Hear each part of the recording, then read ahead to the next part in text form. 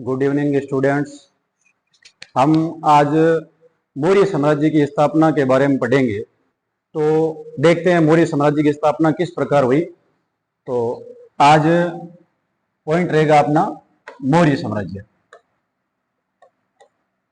मौर्य साम्राज्य की स्थापना अपन देखते हैं। मौर्य साम्राज्य की स्थापना के पीछे सबसे पहले हमें देखना है कि यहाँ पर जो आधुनिक अब वर्तमान में बिहार के आसपास का क्षेत्र था मगध। मौर्य साम्राज्य की स्थापना से पहले हम यह चीज देखेंगे कि मगध के अंदर उस समय कौन सा वंश था। तो मगध के अंदर उस समय नंद वंश था। नंद वंश का शासक था घनानंद। अब घनानंद एक क्रूर और विलासी प्रवृत्ति का शासक है और ये नंद वंश का शासक है। वैसे इसे बोलते हैं कि नाई था ये। तो नंद वंश के इस घनानंद के बारे में हम थोड़ा बैकग्राउंड में देखते हैं। इधर नंद वंश है, इधर यहाँ पर तक्षशिला है, जो रावलपिंडी वर्तमान पाकिस्तान के अंदर तक्षशिला विश्वविद्यालय। और तक्षशिला विश्वविद्यालय के अंदर एक आचार्य रहते हैं जिनका नाम है चाणक्य। और चाणक्य तक्षशिला विश्वविद्यालय के आचार्य हैं। यह उस समय का एक शिक्षा का केंद्र था तक्षशिला। और तक्षशिला के आचार्य अपने वहां पर बैठे हैं। इधर हम देखते हैं मगध के अंदर नंदवंश का शासक घनानंद है, यह यहां पर है। बैकग्राउंड समझने की कोशिश करें। अब देखें, तक्षशिला के अंदर एक आचार्य चाणक्य को ऐसी सूचना मिलती है कि भारत पर अभी आक्रमण की तैयारी चल रही है और वो है सिकंदर। सिकंदर है, यह कौन था? मकदूनिया का शासक था, राजा फिलिप का पुत्र था। और ये इसको अलेक्जेंडर भी बोलते हैं। इस सिकंदर ने भारत पर आक्रमण करने की तैयारी कर ली और ऐसी सूचना तक्षशिला के आचार्य चाणक्य को मिलती है। अब तक्षशिला का आचार्य चाणक्य एक मीटिंग लेता है आपातकालीन शिक्षकों की। और शिक्षकों की मीटिंग के अंदर शिक्षकों को ऐसा बोलता है भी देखो कि अपने भारत पर एक क्रूर और विलासी प्रवृत्ति का बहुत खूंखार एक जो कहीं पर भी आक्रमण करता है वह पीछे की सारी कुछ उजाड़ देता है, सब कुछ खत्म कर देता है। ऐसा कुछ शासक सिकंदर। और ये सिकंदर जैसे ही अब भारत पर आक्रमण करेगा तो ऐसी सूचना किसको मिली है? चाणक्य को। अब चाणक्य को सूचना मिलती है तो चाणक्य क्या करता है? आपातकालीन मीटिंग लेता है और मीटिंग के अंदर शिक्षकों को सारों को कहता है कि भाई हमें ऐसी एक सूचना मिली है कि एक सिकंदर नाम का कोई व्यक्ति है, भारत पर अटैक करना है और हमें इस भारत को एक अखंड साम्राज्य के रूप में देखना है और इस भारत को बचाना है। तो मीटिंग के अंदर तक्षशिला के ये आचार्य चाणक्य अपना प्रस्ताव रखते हैं और कहते हैं कि मुझे ऐसा लग रहा है कि मगध का शासक ये घनानंद है, यहाँ का ये नंद वंश का शासक, ये यदि कोशिश करे तो पूरे भारत को एक अखंड साम्राज्य के अंदर बदल सकता है। और ये मगध साम्राज्य का घनानंद यदि चाहे तो भाई इस पूरे भारत को सिकंदर के आक्रमण से बचा सकता है। अब हम देखते हैं घनानंद की एक विदेश नीति बहुत ही गजब थी। घनानंद के आसपास चारों तरफ ऐसी सूचना फैलाई हुई थी, इसके पास में लाखों की सेना है।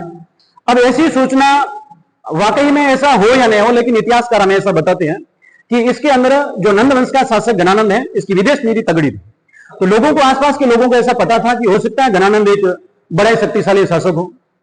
तो अब घनानंद क्या करता है? इधर घनानंद बैठा है, तक्षशिला के आचार्य जैसे ही उस शिक्षकों को ऐसी बात कहते हैं तो वे तक्षशिला के आचार्य हैं, उनको सारे शिक्षक बोलते हैं कि गुरुजन ये घनानंद है, थोड़ा अलग स्वभाव का आदमी है और यदि आप घनानंद से आप मिलना चाहते तो आप ही जाइए, इसके पास में प्रस्ताव रखिए, हो सकता है ऐसा कुछ हो कि सिकंदर के आक्रमण से इस भारत को बचा दो। अब यहां से तक्षशिला के आचार्य चाणक्य मगध आते हैं। मगध के इस शासक से मिलने के लिए जो बाहर खड़े होते हैं, मंत्रियों से बोलते हैं कि मुझे घनानंद जी से मिलना है। लेकिन होता यह है कि मंत्री उनको रोक देते हैं। अब कुछ देर इंतजार किया, घंटों किया, 2 घंटे किया, लेकिन फिर ये तक्षशिला के आचार्य क्या करते हैं? जबरदस्ती अंदर घुसते हैं और घनानंद के पास में जाते हैं और घनानंद जी को बोलते हैं। यह उस समय ऐसा बताया जा रहा है कि नशे के अंदर धुत थे, शराब जैसा कुछ पान का सेवन कर रहे थे। अब होता क्या है, तक्षशिला के आचार्य चाणक्य इनके सामने एक मैप रखते हैं, इस प्रकार का जैसे हमने बनाया है ऐसा मैप रखते हैं और बोलते हैं भी ये इस प्रकार का भारत है और मैं ऐसा सपना देख रहा हूं कि एक अखंड साम्राज्य हो, इस पूरे भारत वर्ष पर आपका अधिकार हो। और तक्षशिला जो ये तक्षशिला के आसपास थोड़ा उधर यहाँ पर सिकंदर का पड़ाव डाल रखा है और सिकंदर भारत की तरफ बढ़ रहा है लगातार। और ऐसा हमें खतरा महसूस हो रहा है कि हो सकता है सिकंदर आक्रमण करे, भारत की जनता तबाही मचाए, तो आप बचा सकते हैं। घनानंद ने तक्षशिला के आचार्य का यह अपमान कर दिया है। वह क्या करते हैं, तक्षशिला के आचार्य चाणक्य को धक्का दे देते हैं और मन से वे गिर जाते हैं, उसकी शिखा खुल जाती है। तो उसी समय, और यदि घनानंद कहते हैं कि आप एक ब्राह्मण हैं, ब्राह्मण का काम करें, ये जो क्षत्रिय का काम है, किस प्रकार रक्षा करनी है किस देश की, ये हमारा काम है, हम अपना काम करेंगे, आप यहां से जाइए। अब चाणक्य क्या करता है, चाणक्य उसी समय प्रण ले लेता है। चाणक्य अपनी शिखा इस प्रकार हाथ में पकड़े हुए कहता है कि इस घनानंद को संबोधित करते हुए कहता है, घनानंद जब तक मैं मेरी शिखा को नहीं बांधूंगा तब तक कि तेरा विनाश नहीं कर दूं। यानी कहने का मतलब है, चाणक्य ने प्रण ले लिया है, बोला है कि आप घनानंद, आपको मैं एक बार तहस नहस कर दूंगा, यानी यहां पर इस साम्राज्य का पतन कर दूंगा, ऐसा कुछ प्रण ले लिया है, और उसी के बाद में शिखा को बांधूंगा।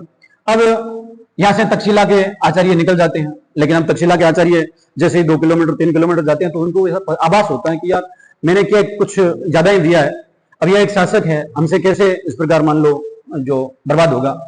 लेकिन थोड़ा सा आगे जाता है तो यहाँ के आसपास के जंगलों के अंदर एक बच्चा खेल रहा था, राजकिलम का खेल खेल रहा था, राजकिलम। अब ये राजकिलम का खेल खेलने वाला बंदा था, उसका नाम था चंद्रगुप्त। चंद्रगुप्त, और जिसी को चंद्रगुप्त मौर्य बोलेंगे हम। अब बताया जा रहा है कि चंद्रगुप्त मौर्य की मां का नाम मूरा था, उसी के आधार पर इनकी जाति लगी है मौर्य। अब चंद्रगुप्त मौर्य यहाँ पर राजकिलम का खेल खेल रहा है इस क्षेत्र के अंदर। ये आचार्य चाणक्य उनको देखते हैं अच्छी तरह, और देखने के बाद ऐसा सोचते हैं कि वास्तव में एक बच्चा इतना होनहार इंटेलिजेंट बच्चा है, हो नहीं सके कि ये बहुत बड़ा एक सेनापति बन जाए, हम इसको साथ में लेते हैं। और यहां से इस चंद्रगुप्त मौर्य को विष्णुगुप्त चाणक्य, जो आचार्य चाणक्य हैं, ये यहां से लेके और कहां चले जाते हैं, तक्षशिला चले जाते हैं। अब जो आचार्य चाणक्य, इनको विष्णुगुप्त चाणक्य जो चंद्रगुप्त मौर्य को इतनी गजब की शिक्षा देते हैं, सैनिक शिक्षा देते हैं, यहां तक कि जिस समय सिकंदर यहां भारत में अटैक कर रहा था, उस समय इस जिसको चंद्रगुप्त मौर्य को इनकी सेना में भी भेजा है।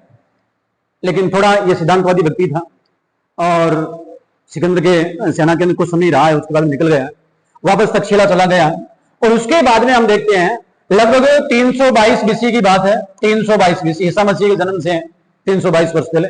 होता यह है, ये चंद्रगुप्त मौर्य विष्णुगुप्त चाणक्य की सहायता से सीधा अटैक करता है मगध पर, लेकिन हार जाता है।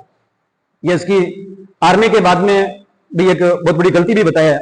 एक वसंत प्रकाशिनी, बौद्ध धर्म की एक वसंत प्रकाशिनी नाम की कोई पुस्तिका है, उसमें ऐसा बताया जाता है कि ये जो चाणक्य चंद्रगुप्त मौर्य है, ये चंद्रगुप्त मौर्य इस प्रकार बिना सोचे समझे, बिना कोई रणनीति इस प्रकार अटैक कर रहा है जो मगध पर, कुछ उसके पास में कुछ भी नहीं है, कोई आधार नहीं है, उसके पास में बड़ी सेना नहीं है।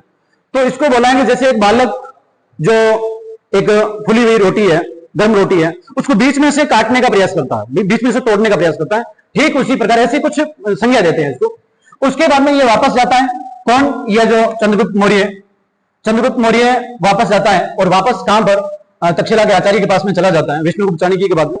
विष्णुगुप्त चाणक्य से रणनीति प्राप्त करता है, और रणनीति प्राप्त करने के बाद में ये पुणे अटैक करता है मगध पर। उस समय ये यहाँ आसपास के हिमालय के राजा था, उसका नाम था पर्वतक। अब हिमालय के राजा पर्वतक से क्या करते हैं, सपोर्ट लेते हैं और तुरंत मगध पर आक्रमण करते हैं, और घनानंद को पराजित करके मौर्य साम्राज्य की स्थापना करते हैं। तो मौर्य साम्राज्य की स्थापना हमें पूछा जाए तो 322 बीसी के अंदर यह चंद्रगुप्त मौर्य ने की है। और चंद्रगुप्त मौर्य ने किसकी सहायता से किया, जो विष्णुगुप्त चाणक्य की सहायता से किया, जो तक्षशिला के आचार्य थे। और एक आपातकालीन स्थिति ऐसी थी कि सिकंदर का आक्रमण हो रहा था, ऐसी कुछ स्थितियां बनी है। अब बात यह है कि चंद्रगुप्त मौर्य है, जो मान लो चंद्रगुप्त मौर्य जैसे ही या मगध का शासक बनता है, मगध को अपनी राजधानी बनाता है, तो इनके सपोर्टर कौन है, सबसे पहले तक्षशिला का आचार्य चाणक्य। तो चंद्रगुप्त मौर्य क्या करता है, तक्षशिला के आचार्य को प्रधानमंत्री नियुक्त करता है। चंद्रगुप्त मौर्य अपना पहला प्रधानमंत्री किसको नियुक्त करता है, यह तक्षशिला के आचार्य को नियुक्त करता है। और फिर हम देखते हैं प्रसिद्ध अर्थशास्त्र नाम की पुस्तक कौन लिखते हैं, विष्णुगुप्त चाणक्य। अर्थशास्त्र नाम सुना होगा आपने, अर्थशास्त्र पुस्तक, इसकी रचना कौन करता है, विष्णुगुप्त चाणक्य करते हैं, जिनको हम कोटली भी कहते हैं। ये कूटनीति के अंदर दक्ष थे, इसी कारण उसको कोटली भी कहते हैं। अब बात यह है कि अर्थशास्त्र पुस्तक है, इसके अंदर क्या चीज है, क्या ये अर्थशास्त्र से संबंधित है या कोई राजनीति शास्त्र से संबंधित है। तो बात यह देखी जाए तो ये पुस्तक है, इसका नाम अर्थशास्त्र रखा है, लेकिन ये राजनीति की पुस्तक है। अब आपका प्रश्न यह रहेगा कि ये राजनीति की पुस्तक है तो इसका नाम अर्थशास्त्र क्यों रखा? तो बात यह है, चंद्रगुप्त मौर्य के दरबार के अंदर रहने वाले ये विष्णुगुप्त चाणक्य हैं, इन्होंने सबसे ज्यादा तवज्जो दिया अर्थ को, धन को, पैसों को, और इसी कारण इस पुस्तक का नाम क्या रखा? यानी इनका मानना था कि जिस राज्य की अर्थव्यवस्था जितनी मजबूत होगी उस राज्य को समृद्धि ज्यादा से ज्यादा मिलती रहेगी, और ऐसा करके इस पुस्तक का नाम क्या रखा? अर्थशास्त्र। अब हम देखते हैं अर्थशास्त्र पुस्तक के रचयिता जो विष्णुगुप्त चाणक्य है। अब बात आती है चंद्रगुप्त मौर्य के कुछ विजय अभियानों। तो देखते हैं चंद्रगुप्त मौर्य के विजय अभियान किस प्रकार के थे। Next slide. अब देखें अपने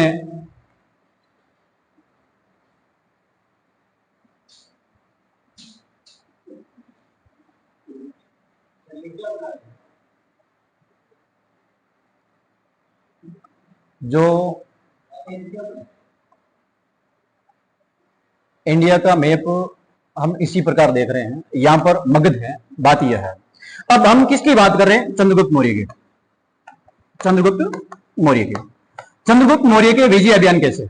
तो देखें, चंद्रगुप्त मौर्य जिस समय यहां पर था 322 ईस्वी में, ईसा पूर्व में, ये यहाँ के शासक बनते हैं मगध के।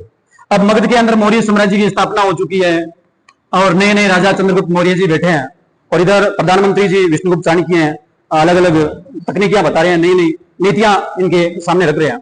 उसी समय यहां पर देखें, हमने देखा कि सिकंदर का आक्रमण था, तो सिकंदर का आक्रमण हम बाद में पढ़ेंगे, लेकिन हमें यह देखना है उस समय सिकंदर यहां से चले गए और भारत पर आक्रमण भी किया उन्होंने, लेकिन वापस जाने के बाद ये जो साम्राज्य है, भारत के आसपास का क्षेत्र है, यह जो हेरात, कांधार, बलूचिस्तान, अफगान का क्षेत्र है, इस क्षेत्र पर हम देखते हैं सेल्यूकस निकेटर, सिकंदर का एक सेनापति था, उसको मिला ये। तो यानी कहने का मतलब यह है कि सिकंदर की मृत्यु के बाद में सिकंदर के सैनिकों ने, जो सेनापतियों ने, सिकंदर के सेनापतियों ने अपना साम्राज्य है जितना भी सिकंदर छोड़ के गया था, उस सिकंदर के साम्राज्य को क्या किया? बांट लिया। तो यहां ये सेल्यूकस निकेटर नाम का शासक था, उसको यह क्षेत्र मिला। अब हम देखते हैं सेल्यूकस निकेटर है, ये क्या कर रहा है? प्लान बना रहा है कि सिकंदर नहीं जीत सका, लेकिन इस क्षेत्र को हम जीतेंगे। अब सेल्यूकस निकेटर की नीति बना ली इसने कि हमके बात तो जीतना है। अब इधर मगध का शासक चंद्रगुप्त मौर्य है, खूंखार प्रवृत्ति का है, और बड़े अच्छे जो इनके कूटनीतिज्ञ चाणक्य इनके प्रधानमंत्री है, नीतियां इनकी बहुत अच्छी है। और उसी समय किसका आगमन होता है? सेल्यूकस निकेटर का।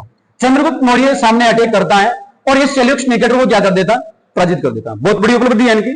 सेल्यूकस निकेटर को पराजित करके यहाँ के ये क्षेत्र है, हमने बोला अभी, हेरात, कंधार, बलूचिस्तान, अफगान, जिसको यूनानी भाषा के अंदर हम बोलते हैं एरिया, अराकोशिया और एक जेड्रोसिया, और एक का नाम है पेरीपेमिस्डाई। पेरीपेमिस्डाई, ये चार क्षेत्र है यहां पर। इस चारों क्षेत्रों को किसने लिया है? ये जो चंद्रगुप्त मौर्य है, इन्होंने जीत लिया। अब चंद्रगुप्त मौर्य ने चार क्षेत्र जैसे ही जीते, सेल्यूकस निकेटर को पराजित किया। सेल्यूकस निकेटर को बाध्य किया है कि सेल्यूकस निकेटर को इसलिए बाध्य किया कि आपको क्या करना है? आपकी पुत्री का विवाह हमारे साथ करना। तो इनकी एक पुत्री का विवाह भी चंद्रगुप्त मौर्य के साथ होता है, जिनका नाम क्या? हेलेना, जिनको हम हिंदी साहित्य के अंदर कार्नेलिया नाम भी देते हैं। अब ये क्षेत्र भी जीत लिया, एक उनकी पुत्री से विवाह भी कर लिया। तो चंद्रगुप्त मौर्य अब क्या करते हैं? इनको उपहार स्वरूप 500 गिफ्ट में आती देते हैं, 500 आती देते हैं। उसके बाद में चंद्रगुप्त मौर्य की जो अंतिम यात्रा जो जीवन की है वो देखते हैं। तो ये दक्षिण भारत की तरफ जाते हैं, एक जैन मुनि है भद्रभाव, उनके संपर्क में आते हैं, और कर्नाटक के आसपास सुनबेलगोला की पहाड़ियों के अंदर ये वहां पर संथारा पद्धति जो जैन धर्म के अंदर प्रचलित है, उसके माध्यम से अपना जीवन त्याग देते हैं। तो आगे का जो चैप्टर है वो हम कल देखेंगे।